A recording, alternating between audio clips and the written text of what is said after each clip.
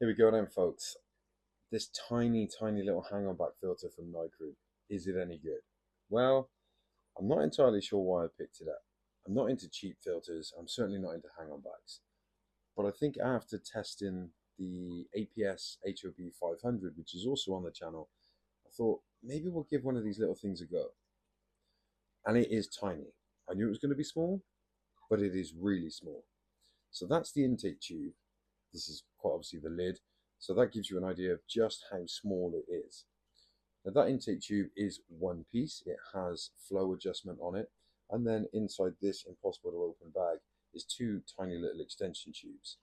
It also comes with this pre-filter sponge, which, whilst it does stop leaves from entering the filter, it doesn't really have much more use than that. It's quite large holes, probably about 20-25 ppi, and it's very thin. So it has to be large holes, otherwise it would clog. Now, this is the chamber. It comes with one tiny little cartridge, which, because it's Nicrew, if you can even get replacements on Amazon, that's where you're going to have to get them. Now, it looks like it could be modified. However, on closer inspection, the intake tube brings the water down to the impeller, which then ejects it, as you're looking at it now, to the left-hand side, to the other chamber. Meaning, if it ejected it to the right-hand side, maybe the chamber that it's in could have been modified with some small bio media, so maybe some of the small E-Heim balls, something like that, or maybe even just a bit of tetra substrate. High surface area does the same job. You can't really use that chamber at all, as it turns out, which is about 40% of the overall volume.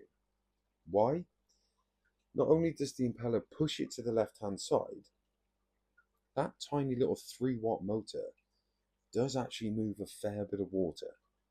So ever since I've had this set up, I've had it running on its lowest setting. I haven't been using this cartridge because, as you can see, there's nothing to it. There's 9 pieces of carbon in there that nobody wants and will make very little difference. There's a tiny piece of filter floss on the front, which can't be replaced, and it's going to clog instantly. It's about 2 millimeters thick at best, and then a fairly coarse wafer thin piece of sponge. So yes, I do advocate putting in a different sponge. I mean, we have, but it's purely biological. Mechanical filtration, I just wouldn't trust this. And that goes back to that tiny little 3-watt motor. If it clogs and you have modified your media to sit quite high, there's not a lot of room for it to actually overflow. And whilst it will overflow, the pump moves so much water, I don't think it could overflow fast enough. This is why we can't really modify and use the chamber on the right-hand side, and you can't pack the chamber on the left-hand side full of media either. The sponge that we've put in is about the same size as the cartridge. It's not much thicker than the thickness of the entire cartridge. It's probably actually about 12 mil thick, but it's 15 ppi foam. So really we're only using this for a small amount of biofiltration, because the tank has a lot more surface area than this filter does, but that's fine because filters don't actually contribute that much to biofiltration. You don't need them, that's the point. But it's mostly for water movement and aeration.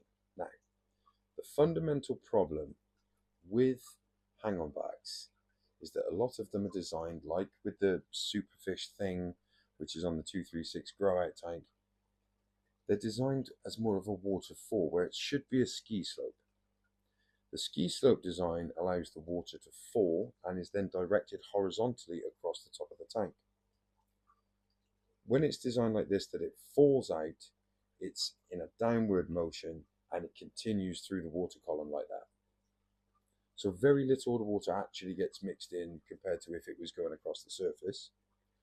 But my main problem is that the water that tumbles out, some of that is getting sucked straight back in because that's where the intake is.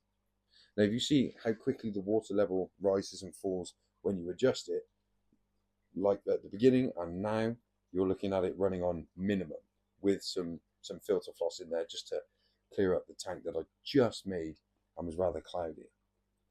But you saw how quickly that water level rises when you open it up to maximum flow. Are you really going to trust that with filter media that could clog?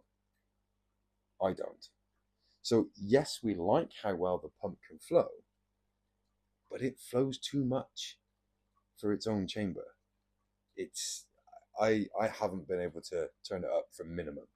Now on minimum, it's doing a job. There is a trickle coming out, and obviously the flow will slow as it sort of beds in. If you get algae in the tubes, you get muck around the impeller, that sort of stuff. So if you start with it low, you can always turn it up a little bit. So it's not the end of the world. It is a quite nice smoked black plastic. It's dead silent in its operation. I promise you, it's dead silent.